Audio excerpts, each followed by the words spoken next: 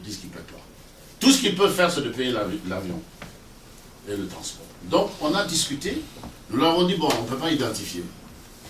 C'est-à-dire que vous arrêtez des gens, parmi lesquels il y avait des Libériens, il y a des Sénégalais, il y a des Guinéens, il y a des Maliens, mais nous ne pouvons pas identifier ça qui est Guinéen et qui n'est pas Guinéen.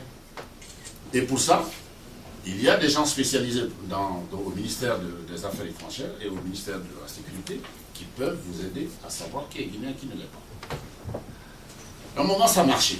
Mais dès l'instant où ils ont été informés que nous ne sommes pas, que c'est à l'ambassade de délivrer les papiers, les données ont changé. Maintenant, ils ont mis la pression directement sur l'ambassade. Et donc, pour revenir au sujet principal, quand je disais que les gens sont en indélicatesse avec la loi, ces 2000 et quelques là sont aujourd'hui catégorisés. La première catégorie, c'est donc les trafiquants, les malfrats, les tueries d'hommes,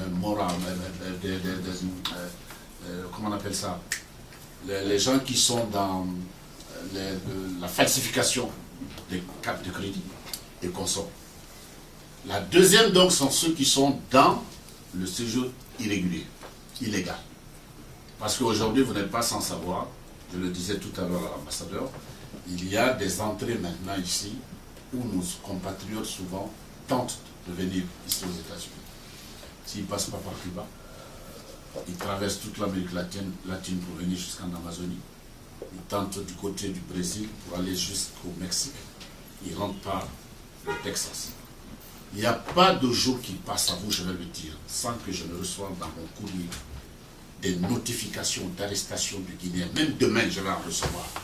Vendredi, j'en ai reçu. Si ce n'est pas 2, c'est 3. 3, 4. Ils les arrêtent, on les photographie, on leur attribue un matricule, on les met vite en tenue de prisonnier, on t'envoie le courrier. Et ceux-ci ne font, ces cas ne font que grossir les 2000 et quelques là qui sont enregistrés déjà. Donc, quand je vous parlais de la première catégorie, c'était les gens qui sont vraiment des criminels avérés, qui sont dans les morts d'hommes, qui sont dans donc, des vols armés, qui sont dans le trafic de drogue, qui sont dans l'association de malfaiteurs, qui sont dans les assos sexuels, donc des viols. Ça, c'est vraiment la première catégorie. La deuxième catégorie, c'est donc les gens en séjour irrégulier, qui sont pris parce que soit ils sont venus avec un visa de court séjour, ils ont dépassé la limite, donc ils sont restés aux États-Unis. Ils n'ont pas encore la légalisation, donc ils n'ont pas de papier. Dès l'instant où tu es dans cette catégorie, quand on t'arrête, tu seras versé dans la catégorie des arrêtés. La troisième, ce sont les demandeurs de légalisation de papier. Et parmi ces gens-là, vous avez des gens qui sont venus souvent en demandant de l'asile, en étant demandeurs d'asile politique, par exemple. Beaucoup. Malheureusement, les dossiers qu'ils ont constitués, ils sont pris par ces dossiers-là. Parce que les Américains, maintenant, refusent de légaliser, d'accepter.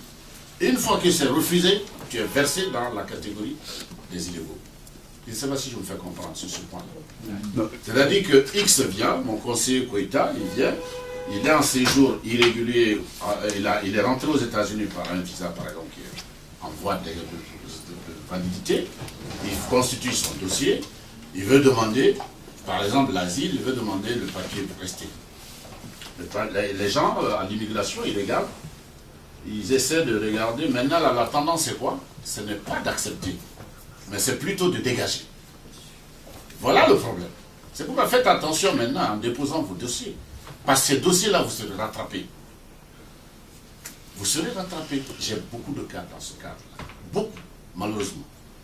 Qui avaient postulé, mais qui aujourd'hui sont confrontés à cette réalité. Il y en a même qui ne savent pas que leur nom figure, mais ils vont les attraper un à un. Un à un. C'est comme ça qu'ils font. Ils ont des points de regroupement. Je sais que vers ici, il y a Fida, comme on le dit chez nous. Il y a Fox, la ville de Fox, York, pardon, de York, où la prison de York, où il y a beaucoup de Guinéens qui sont regroupés. On les prend dans les différents États, on les ramène là. Vous avez le Texas, vous avez la Louisiane, vous avez... Jusqu'en Louisiane. Oui, jusqu'en Louisiane. Jusqu'en Louisiane. Il y a même San Francisco, parce que la dernière fois, nous avons reçu des appels de Guinéens qu'ils ont arrêtés. On les a mis dans des prisons de haute sécurité avec de grands bandits. Il y a un qui avait une balle dans les cuisses. Il m'a appelé en détresse d'intervenir pour au moins on le change de prison. Parce qu'il ne peut pas vivre avec ces grands bandits-là. C'est vous dire que la situation aujourd'hui est devenue inextricable. La situation est devenue très grave. L'Amérique n'est plus comme hier. Et aujourd'hui, on est en train de cultiver cette phobie de l'étranger. Il faut que vous le sachiez. Il faut que vous le sachiez. Vous vous promenez dans les rues, ceux qui vous regardent là, beaucoup ne vous aiment plus. Il faut que vous le sachiez. Donc nous sommes dans cette situation-là. Et ceux qui sont donc dans cette catégorie de demandeurs de situation à régulariser, beaucoup seront versés dans la catégorie des expulsables. Beaucoup. Et j'apprends d'ailleurs aussi que maintenant, si tu fais venir quelqu'un à ton invitation, la personne, par exemple, c'est une femme qui accouche, etc., l'hôpital où elle va accoucher, ils feront la facture, tu vas payer. Tu ne payes pas, tu seras refoulé, tu seras expulsé. Les mesures sont en train d'être... C'est la personne qui invite. Tu ne payes pas, parce qu'elle est venue à ta charge. Tu vois, X, François invite sa soeur ou X qui vient, elle accouche. Après les formalités d'hôpital et tout, ils feront la facture. Tu vas payer. Si tu ne payes pas, c'est toi qui vas être expulsé. Ça, c'est quand ils vont dans les hôpitaux publics. Voilà. Tu as vu? Donc, ce sont des mesures aujourd'hui qui sont en train de concocter contre la présence des étrangers. Pour revenir donc au fil de mon exposé, après moult discussions avec eux, nous sommes arrivés donc à arrêter avec eux, ils ont arrêté plutôt une liste de 55 qui sont déjà en partance. Parce qu'elles vont partir. Les 55 là vont partir. Pourquoi? Parmi elles, la plupart sont des gens qui sont des criminels. Et je l'ai toujours dit, votre président le sait, j'ai eu une conférence, une call conférence avec tous les présidents à travers les États-Unis. Je vous ai dit, je suis certes l'ambassadeur, je défendrai les intérêts de nos compatriotes dans la légitimité, dans l'honnêteté. Tous ceux qui sont honnêtes, quand ils sont victimes, nous les défendrons. Mais nous ne sommes pas là pour défendre des criminels. Je ne suis pas là pour défendre un trafiquant de drogue. Je ne suis pas là pour défendre quelqu'un qui tue. Je ne suis pas là, et ni moi, ni mon collègue, on ne peut pas vous défendre si vous êtes dans ces catégories-là. Parce que vous nous enlevez les moyens de vous défendre. Voilà la réalité. Et aujourd'hui, il se trouve que, après cette discussion, nous sommes donc arrivés à arrêter cette liste-là, des 55. Et pour arriver à l'accord, on a été mis devant le fait accompli. Il s'est trouvé que le président Trump venait de signer son executive order, donc le décret, qui stipule dans certaines de ces dispositions que les nombreux étrangers qui rentrent illégalement aux États-Unis et ceux qui restent au-delà du délai ou violent les conditions de leur visa constituent un risque sérieux pour la sécurité nationale et publique. Il s'agit particulièrement des étrangers qui se livrent à des activités criminelles aux États-Unis. Et on dit plus loin, des dizaines de milliers d'étrangers expulsables ont été libérés dans les villes, partout dans le pays. Uniquement parce que leur pays d'origine refuse d'accepter leur rapatriement. Beaucoup de ces étrangers sont des criminels qui ont purgé des peines dans nos prisons fédérales, étatiques et locales. La présence de ces personnes aux États-Unis et les pratiques des pays étrangers qui refusent le rapatriement de leurs ressortissants sont criminels à l'intérêt national. Donc, c'est vous dire que c'est un problème très sérieux. Et plus loin, il est dit que les juridictions qui refuseront de se conformer à ces lois fédérales ne bénéficieront plus de fonds fédéraux, etc. etc. Sans compter qu'il faut s'assurer que les étrangers placés sous mandat d'expulsion soient rapidement expulsés des États-Unis. Voilà le contenu du décret du président Trump. Et dès que ce décret a été pris, on m'a reconvoqué au département d'État. Je suis venu, c'était un vendredi, ils m'ont dit, bon, mais avant ça, Ils avaient mis la pression, j'ai dit, bon écoutez, pour essayer de gagner un temps, laissez-moi aller au pays. Je vais aller prendre des instructions d'abord. Je suis allé en Guinée, où je suis resté un mois. Il est vrai que je n'avais vraiment pas de solution. Parce que personne ne pouvait défendre ces cas-là. Personne. Ni le président, personne. Ni moi-même. Personne. Nous sommes revenus, donc je suis revenu à Washington. Dès qu'ils ont appris que je suis arrivé, ils m'ont convoqué. Je suis venu. Ils m'ont dit, bon, monsieur l'ambassadeur, voilà, vous êtes le dossier, vous avez préparé le dossier. J'ai dit, bon, laissez-moi me consulter avec mes collègues, Bien. On m'a donné une semaine. Quand ils ont vu que rien ne venait, ils sont revenus à la charge. Et cette fois-ci, c'est le directeur Afrique qui m'a convoqué. Je suis arrivé, ils ont exposé. Vous avez l'exécutif order, voilà. Vous avez la liste des Guinéens à expulser, voilà. Et vous avez la décision, parce que votre pays est inscrit désormais dans la liste des pays non coopératifs. C'est-à-dire qu'ils ne veulent pas du rapatriement. La Guinée a été inscrite pour eux dans ce cas. Parce que jusque-là, nous avons cherché à gagner du temps, à chercher à défendre. Maintenant, quand on a atteint cette limite-là, j'avoue qu'on nous a enlevé tous les moyens possibles maintenant de défendre. Parce que, de deux choses l'une, vous acceptez que les 55 la partent, nous sommes prêts à enlever votre pays sur la liste des États non coopératifs, ou alors l'article 243 sera actionné et la Guinée va perdre l'attribution des visas. Tous les Guinéens sans exception. Wow. Tous les Guinéens. Et tout type de visa. Y compris diplomatique. Y compris diplomatique, selon ça. Y compris diplomatique. Donc, personne, et dites-vous bien que même les visas qui seront en fonction en ce moment, ils vont les bloquer. Comme ils l'ont fait la dernière fois ici à l'aéroport. Ils vont les bloquer. Bon, mettez-vous à notre place. Vous avez 55 personnes considérées comme criminelles. Vous avez le pays. Qu'est-ce qu'il faut choisir? Le pays. Voilà. L'ambassade est obligée donc d'accepter que les 55 la partent. Au moins pour sauver le pays. Parce que nous avons nos frères, nos soeurs, nos parents, nos responsables qui seront privés. Et ils ne pourront plus venir. Et même ceux qui avaient eu avant seront bloqués. Et ça, je crois que les conséquences seraient incommensurables. Mais ce n'est pas fini. Après les 55 encore, ils vont continuer, c'est sûr. Avant que je ne quitte Washington, j'ai entendu dire qu'il y a encore un autre contingent qui sont en train de regrouper. Donc c'est vous dire que l'heure est grave. Il y a franchement le feu à la maison. Il faut que vous vous réveilliez. Que vous acceptiez que nos compatriotes que vous connaissez, ce sont vos frères, ce sont vos sœurs, ce sont vos amis, ce sont vos parents. Il faut leur parler, qu'ils arrêtent et qu'ils respectent la loi du pays.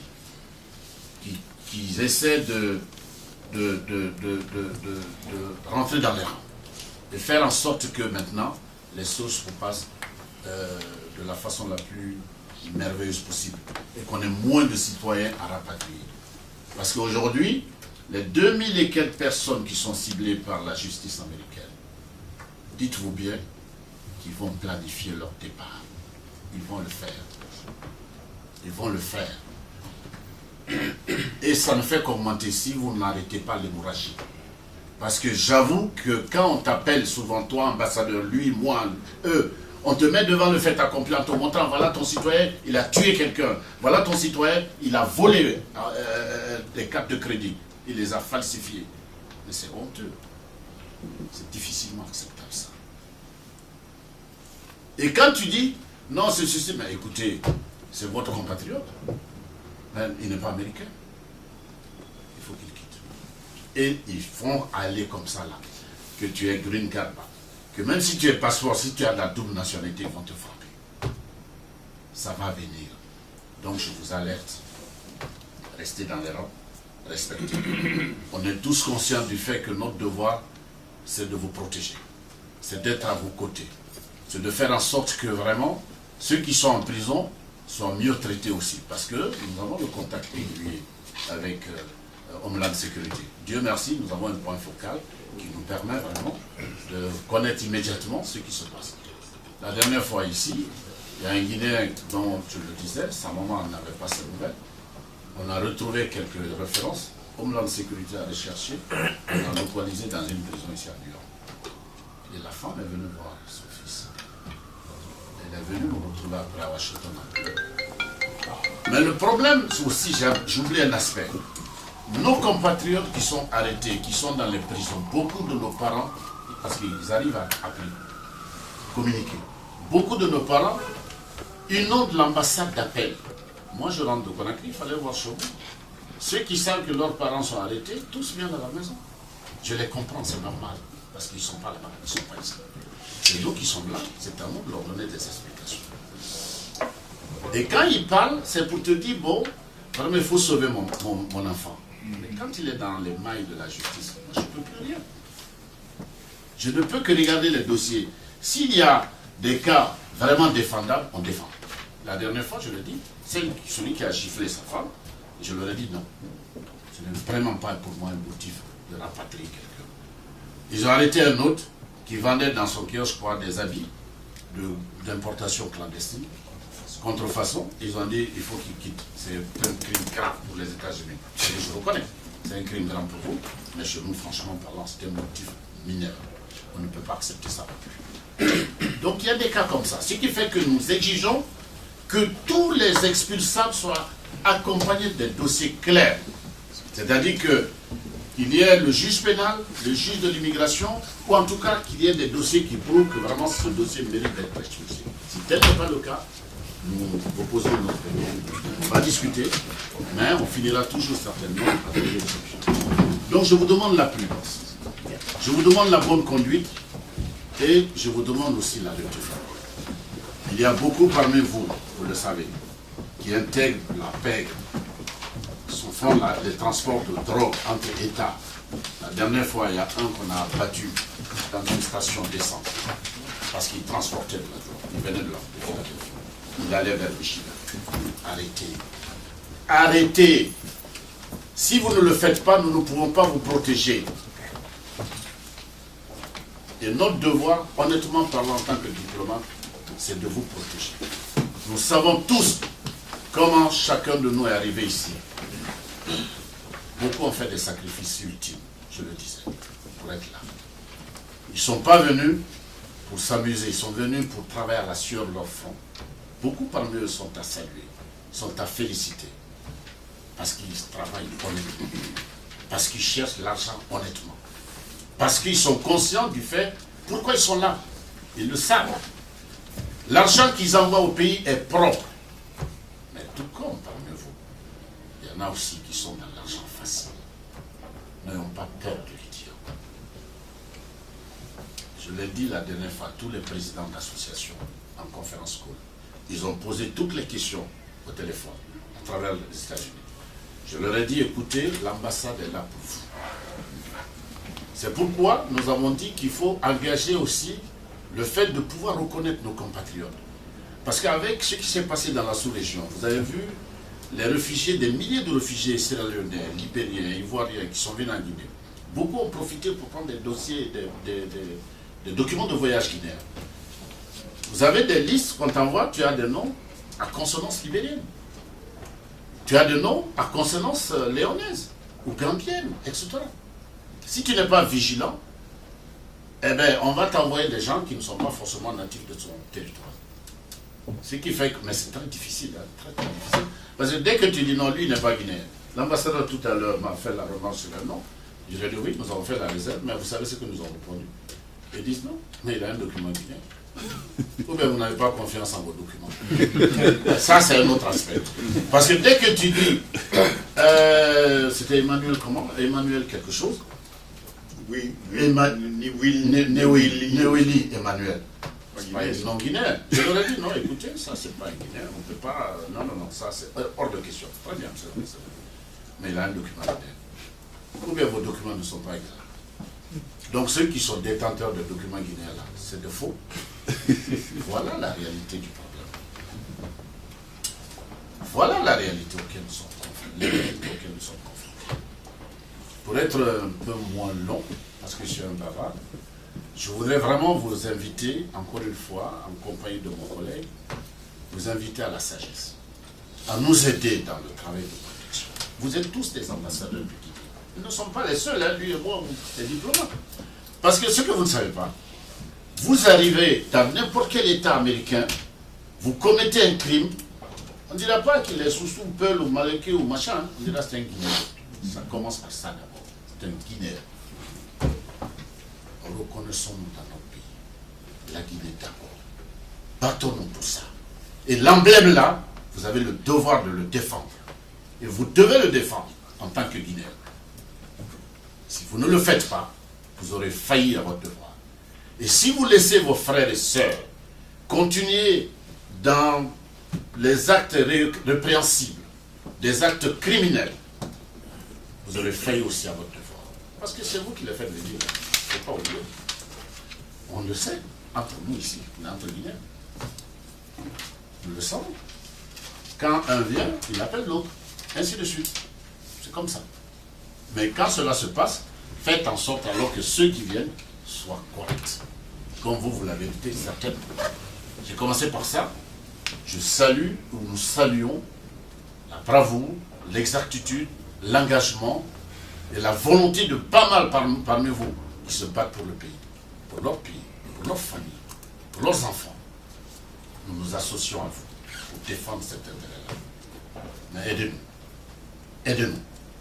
Aidez-nous. Envoyez des messages partout. Vous qui êtes les représentants des communautés, parlez à vos associations. Faites des rencontres. Expliquez-leur. Les enjeux aujourd'hui aux États-Unis ont changé. Le rêve américain va se briser à cette allure-là si vous ne vous levez pas. Voilà un peu ce que nous sommes venus en compagnie de mon collègue pour dire. Et pour cela, je crois que les imams et les sages ont un rôle prépondérant à jouer dans ce cadre-là. Je crois en leur sincérité, en leur sagesse. Je crois que dans les sermons et autres, les conseils que vous donnez dans les mosquées, essayez d'aller sur des thèmes comme ça, sensibiliser. Ça va être un moyen pour nous de lutter contre cette criminalité grandissante au sein de la communauté. Les journalistes, je l'ai été, j'ai été journaliste. Je sais que vous avez un rôle prépondérant à jouer, parce que vous êtes des faiseurs d'opinion. Si vous vous levez, vous faites des émissions, des débats sur ces aspects-là, c'est sûr et certain que le message va porter. Mais si vous démissionnez, vous laissez faire, vous aurez contribué, volontairement ou involontairement, à aggraver la situation. Monsieur l'ambassadeur, donc c'était le message que nous étions venus donner à vos citoyens. Et leur dire, vraiment, ils doivent se mobiliser. Se mobiliser autour des enjeux qui sont définis. L'Amérique est en train de changer sous nos yeux. L'Amérique est en train de changer sous nos yeux. Ils ne reculeront pas. Aujourd'hui, il y a une sorte de passe-passe entre le président Trump, la justice, mais ils finiront par ça. Ils finiront. Surtout qu'il y a unanimité sur le rapatriement des étrangers. Je vous le dis, même au temps d'Obama, ça a commencé en ce moment. Pas maintenant. Ça s'est aggravé maintenant. Voilà, monsieur l'ambassadeur, le message que j'avais à dire. Et leur dire que nous sommes à votre disposition. Si vous avez des questions à poser demain, à l'issue de cette rencontre, ou vous avez des inquiétudes, nous sommes à votre disposition, à travers votre président, votre bureau, à travers le téléphone, à travers l'ambassadeur ici. Si vous avez des inquiétudes, exprimez-les. Nous allons nous battre à ce sens-là. En tout cas, sachez que nous sommes à votre service. Nous avons été commis par ça et pour ça. Et j'ai discuté longuement sur la question avec le président de la République la dernière fois qu'on a pris. Et l'instruction que j'ai reçue de lui, fait tout pour qu'aucun Guinéen ne soit brimé. C'était son terme. Fait tout qu'aucun Guinéen ne soit brimé dans ses droits. Maintenant, il y a un autre aspect que j'allais oublier, excusez-moi. Ceux qu'on va expulser là, il y a un autre problème très grave. C'est là où tu as le cœur scellé. Ces gens-là, beaucoup parmi eux ne savent pas jusque-là qu'ils vont être expulsés. Ils vont aller les chercher dans leur famille, les séparer de leurs femmes, de leurs enfants. Et ces gens-là vont se retrouver dans l'avion en laissant leur épouse et leurs enfants ici sur le territoire américain. Qu'est-ce qu'ils vont devenir? Que vont-ils devenir? Que vont-ils devenir, ces enfants? Alors qu'ils sont nés américains. Voilà un autre aspect social qui est très grave. J'ai dit ça la dernière fois au département d'État. Vous savez comment ils m'ont répondu? Monsieur l'ambassadeur, c'est pas notre... Nous ne sommes pas préoccupés par ça. Il y a de l'assistance sociale, donc à s'adresser à ces gens-là. C'est comme ça qu'on a répondu. Et je dis, mais et celui qui a des biens? Parce que vous avez des gens parmi ces 55 ou des gens qui vont être expulsés, qui ont des propriétés, qui sont propriétaires de bâtiments, qui sont propriétaires d'affaires. Comment ils vont devenir? On verra ça plus tard. Voilà comment. Il y a des avocats, des machins, c'est comme ça. Aujourd'hui, les thèmes de la discussion ont vraiment changé. Ce n'est plus en termes d'égal-égal, ce n'est plus ça. C'est-à-dire